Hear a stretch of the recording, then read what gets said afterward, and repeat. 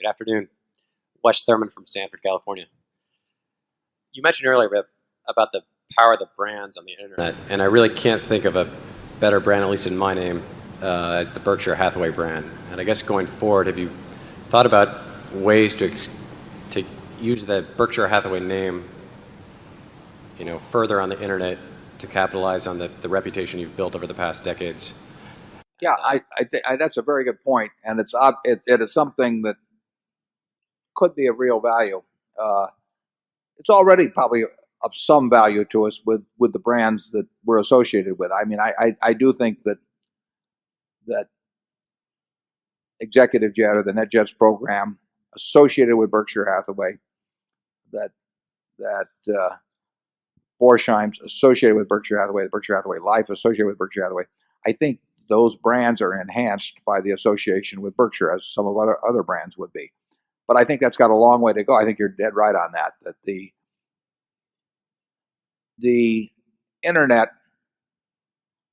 reinforces the necessity for trust in dealing with people. I mean, you're getting further and further removed from the face-to-face dealing where you can go back to the store the next day or look at the person who sold it to you the next day and get an adjustment or something of the sort. You're really having to place more and more trust in somebody you're never going to see. And I think you're right that Berkshire Hathaway, if it behaves itself properly, can get a reputation for trust that will be far greater than that possessed by the average company. And that when we properly associate that with some of our brands, that those brands will be enhanced by the association. So I've thought a lot about what you're talking about there, and so our managers, and it's something that we intend to capitalize on in the future. It's rather interesting. I mean, if you look at the companies that do business with people where there's no face-to-face interaction, either with the company itself or some intermediary like a retailer or anything of the sort. I mean, you've got Dell Computer, now you have Amazon.com, but Geico is doing business with now 3.7 million policyholders, and it'll do, before the year is out, it'll be close to 4.5 million and probably 4.8 billion or so of business with people that have never met anyone from Geico. They've talked to someone on the phone. But we are one of the largest companies in the United States in terms of doing business on a direct-to-consumer basis. We're doing it with people who, on average, are paying us $1,200 a year or thereabouts for a promise.